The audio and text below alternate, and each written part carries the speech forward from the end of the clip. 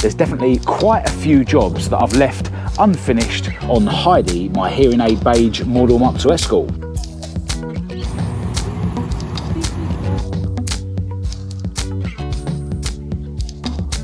I want to try and finish this mess. The primer runs in here, this down here, here as well, rusts. And what we have in here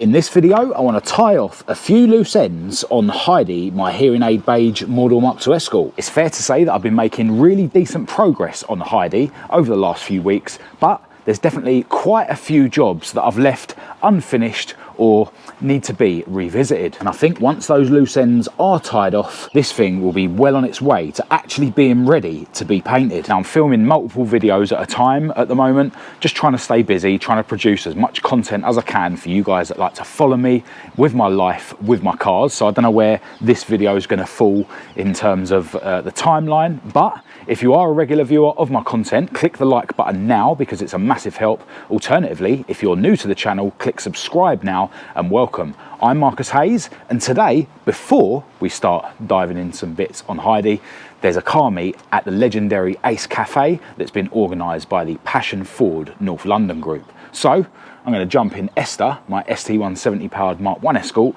that's become a bit of a daily lately, and head down to Ace Cafe.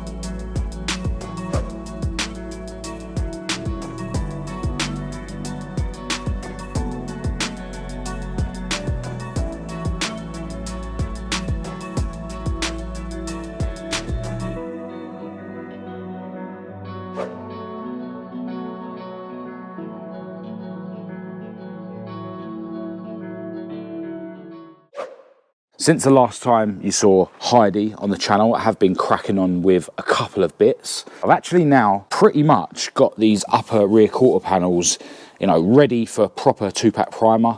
I've been putting endless amounts of filler in these rear quarters and rubbing it down, and yeah, I think I've got it as straight as I'm able to.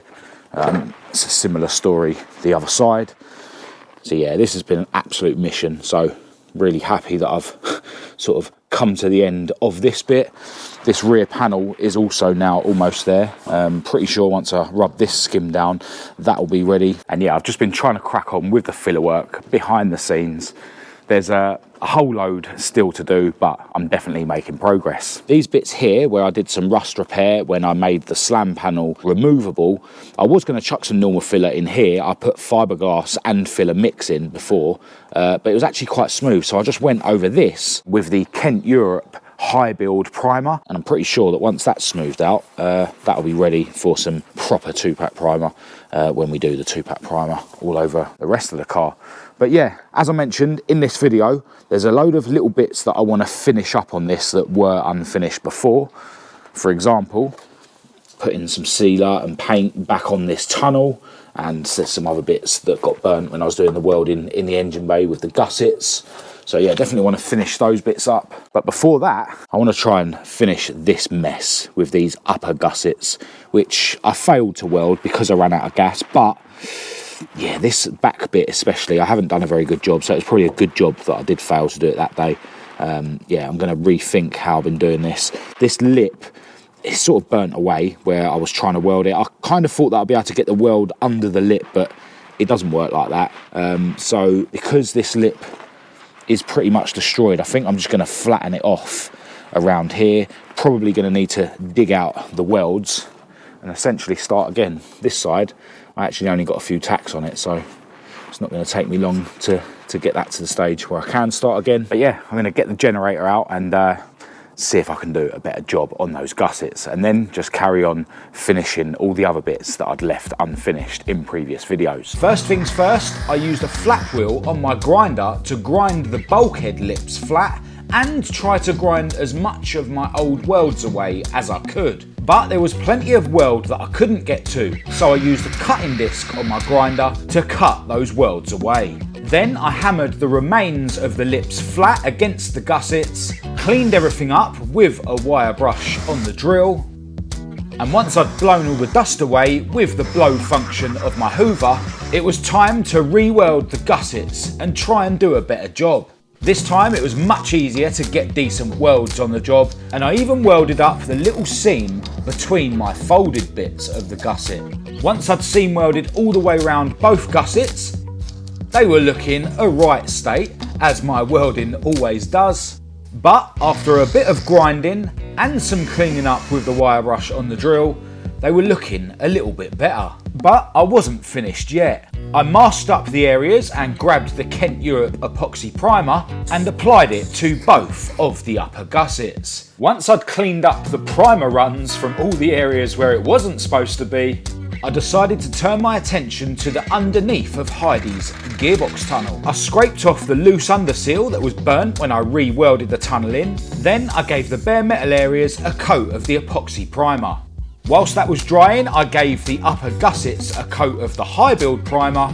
Then back under the car, I smothered the welds with some Kent Europe sealer,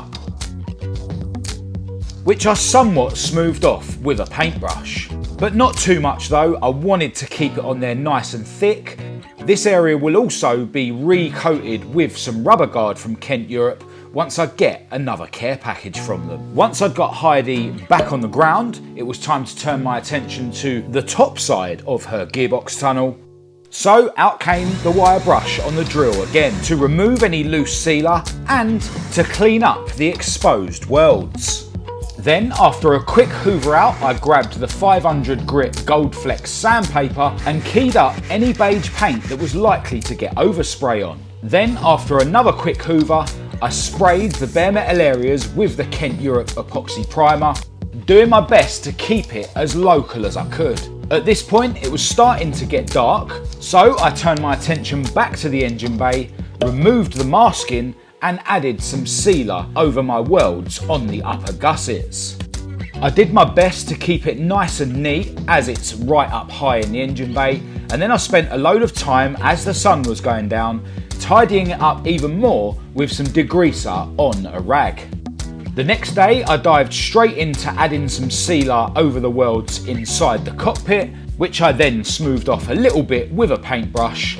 And then it was time to add some more sealer in the engine bay, and this time I did underneath the gussets as well. And where the bulkhead met the gusset, I tried to replicate what the lip would look like if I hadn't have shaved it off. I spent a lot of time with my fingers just trying to make these bits of sealer look as good as I could, and the results are not too bad.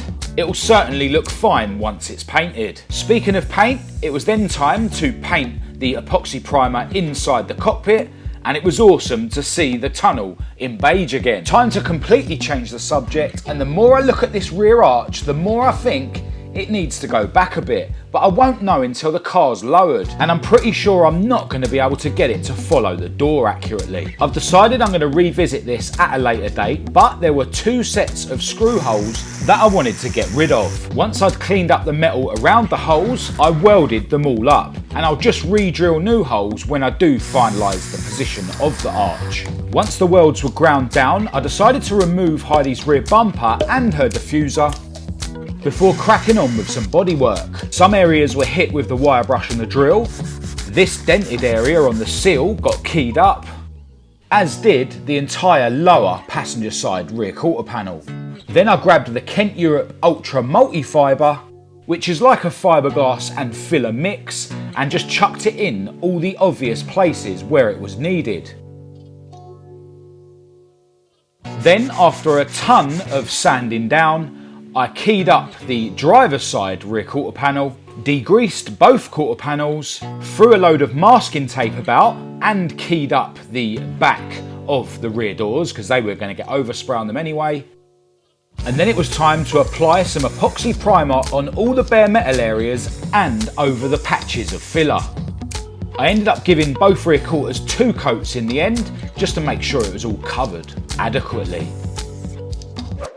All right, into another new day, and before I crack on, I've got a couple of things to mention. In the next few days, we're going to be choosing the pictures that we're going to be using in the official Marcus Hayes 2025 calendar. I know I haven't mentioned this on a video because I keep forgetting, but I did post on my social media, and loads of you guys have already emailed in pictures of your classic Fords as potential entries to the calendar. So if you haven't sent your picture in of your classic Ford, just email them over to marcushayesuk@gmail.com and put calendar in the subject of the email so that they're easy for me to find, so that I can choose the pictures that we're going to use. We're going to be choosing the pictures this Saturday, so you've still got a couple of days to get your entries in. We're also thinking about doing a petrol head style calendar with cars that aren't classic Fords. So if you've got a non-Ford or a cool modern Ford, send over your pictures to the same email address, marcushayesuk@gmail.com. Make sure the pictures are high res. Some of you might even have your pictures chosen to become future collections on petrol head style, and if your picture is chosen to make up a new collection, we'll send you some free products when the time comes as well. While we're on the subject of petrol head style, we've just released our new Mark 1 Golf GTI collection, so definitely go and check the website to see those new products. And if you was already on the mailing list for petrol head style, check your email inbox for your exclusive discount code that you can use on the new Mark 1 Golf GTI collection. Now, while we're on the subject of the Marcus Hayes UK website and the petrol head style website, Christmas is fast approaching and things get pretty hectic around November, December. So if you're currently writing your Christmas list to send to Santa or to just give to your missus, then definitely consider asking for some premium products from marcushayesuk.com or petrolheadstyle.com. We also do gift cards on both websites as well, so if your partners are not sure what to get you, they can get you a gift card which you can use to purchase products, and those gift cards never run out. There's no time limit on them. So check out marcushayesuk.com and petrolheadstyle.com to see all the products that we've got on offer. In terms of where I've managed to get with Heidi, I'm really happy that I've managed to tie off a few loose ends. These upper gussets are now looking way better than they were. Obviously, this engine bay is now going to require quite a few blow-ins, you know, the top gussets, the lower gussets. I have gone round and cleaned the engine bay with some thinners just to remove some of the specks of rust that were caused by the metal dust that got rained on. But ultimately, you can pretty much guarantee that the top bit of this engine bay is going to get repainted anyway, so all this will just get keyed up so that we can do that. And you know, there is a couple of bits that weren't exactly perfect when we did this paint job. You know, in here maybe I could put a bit of fiberglass to smooth that off. There's a couple of bits of cracked paint. This down here happened when I was, you know, banging the metal around for the tunnel. I've noticed a bit up here as well, which may have been caused by the heat when I welded this upper gusset in. So yeah, I'm pretty sure the upper bit of the engine bay will get repainted, and yeah, the lower bits I can just blow in. Ultimately, this is just going to be a drift car now, so it doesn't have to be perfect at all. Now, I'm obviously really happy to now have the cockpit all fully painted again. I may go around with some compound just to sort of go over the areas that might be looking a bit dry, because I only gave this a blow in, obviously, when I'd you know, re-put the sealer on and stuff. I didn't have enough beige paint left to completely repaint the tunnel, but yeah, that's looking awesome again. Have got some sort of rust stains down here that I've noticed, but that's just where rain has got into the car, so yeah, need to clean those bits away. But yeah, for a drift car, this is more than respectable, and now I can sort of carry on where I left off, you know, before I decided to redo the tunnel. And it's a similar story on these rear quarters. You know, I'd already done a load of filler down here, in fact all the way around, but then decided to cut the arches off to run wider arches. Definitely need to do a bit more filler work around here. Still need to do a ton around here as well, but it's cool that I've now got it back to the stage where it's in epoxy primer and it just needs a bit of finalising with the filler. And in fact, the rear quarter around the other side is looking in way better shape. Yeah, this is actually pretty straight still along here. And yeah, there's a lot less filler work needed around here, if any. You know, by the time this is covered in a thick layer of high build primer, and you know, most of this is covered by the arch anyway. But yeah, around the rear end, still need to finish this filler work, still need to do a bit more filler work down here, although some of this may end up getting cut out if I do widen the diffuser. But yeah, I can crack on with bits like this off camera, because let's face it, it's not the most exciting thing to watch, and editing all these clips where I'm doing filler work and stuff is very time consuming as well. But there's a balance to be struck, because I know loads of you guys want to see the whole process of this build. Now, one other thing around the rear end that you may have noticed, but I forgot to mention earlier in the video, is that the wing is now sitting on the larger brackets that were given to me by my friend Gary Ball when I went to visit him recently. Do let us know what you think in the comments. Don't hold back. I'm sure a lot of you are going to say this looks even worse, but I actually like how the wing is now sitting higher and further back. And Gary's already been cracking on with widening the other wing that Ian gave to me. And yeah, I can't wait to see what he comes up with when he's finished. And that wing is definitely going to look a whole lot more crazy than this one. Now, one thing I do want to get bolted back to Heidi in this video is her bolt-on slam panel, which is actually sitting up on top of her roof. All right, so as you can see, Heidi's bolt-on slam panel has been upgraded with some really cool hardware.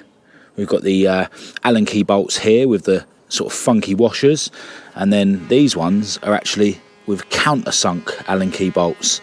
Yeah, really cool. Granted, we do have one each side missing, so I need to get a couple more. I think maybe I should get these to match as well, so that at least all the bolts at the top look cool. Now, that hardware was actually sent to me by a subscriber called Andrew, so massive thanks to you if you're watching. But yeah, these look way better than the hex bolts that I had in this the last time it was bolted on. I have actually had another parcel through the post from a subscriber, so let me show you that. So this was sent to me by a subscriber called Graham. Massive thanks to you if you're watching. And what we have in here is a rally style tank stand and straps.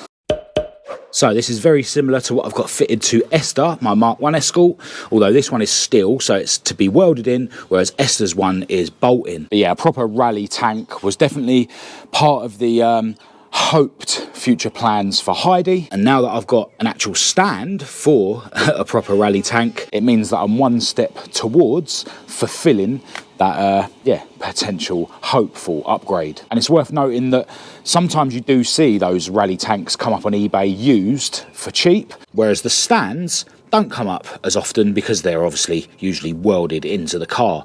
Now, I'm not going to weld this in yet. I do need to do some blow-ins in here where I've obviously cut the arches up and put a sealer in there. There's a bit of sealer around here as well that needs blowing in, but they are just going to get blown in. It's not as if I'm going to repaint the whole of the inside of the boot, and then if and when the time comes that I weld this in, again, it will just get blown in. You know, I won't need to repaint the whole boot. So yeah, this will get tucked away for now, and then fingers crossed at some point in the future I'll be able to bag myself a really cool alloy race tank for this car. And in terms of this being a drift car, this will actually help me because I can get one of the spare wheel posts here and mount 2 spare wheels there, and then I'll be able to have a spare wheel over here and maybe one over here, so I can take 4 wheels to drift days quite easily. And then it just means I've got to put my tools and my jack in here where the rear seats would normally be. And I'm actually planning with this car to build some sort of platform here just to flatten this area up, just to make it easier to carry stuff. But yeah, that is way into the future. Now, while we're on the subject of people giving me stuff, there is someone that keeps commenting below the videos saying that they might have a load of those small disposable MIG welding gas bottles that I use that they're willing to give to me. Now, I know really I should be just getting myself one of the bigger bottles, but I'm at the point now where there probably isn't much welding left to do, so I am just going to carry on using the little disposable bottles. But if that's you, the guy that said he was very kindly going to give me some of those bottles, just drop me an email to marcushayesuk@gmail.com and we'll arrange for me to come and collect those, or for you to send them to me. But yeah, massive thanks. That would be a massive help. But yeah, I really do need to get out of here. My beautiful girlfriend Kat is actually waiting for me. Looks like she's almost fallen asleep. Yeah, I literally came around here today just to end this video so that I can get it out tomorrow, which is Thursday. But yeah, really happy that I have made some more progress on this old banger, tied off a few loose ends, and it means we can start moving forward again in the coming videos. Definitely going to be sorting out that fourth door for her very soon, because we've had a hole on this passenger side front for way too long. So that's all I've got for this video. As always, if you did think it was any good, please do give it a thumbs up and a share. If you didn't, feel free to give it a thumbs down. Check the links in the description to follow me on Facebook, TikTok and Instagram. I'll leave a link to my website and the Petrolhead Style website down there as well. Definitely go and check both of those out. My email address will be down there for anyone who wants to contact me. Massive thanks to my patrons, as always, for your ongoing support. But other than that, until next time, thanks for watching.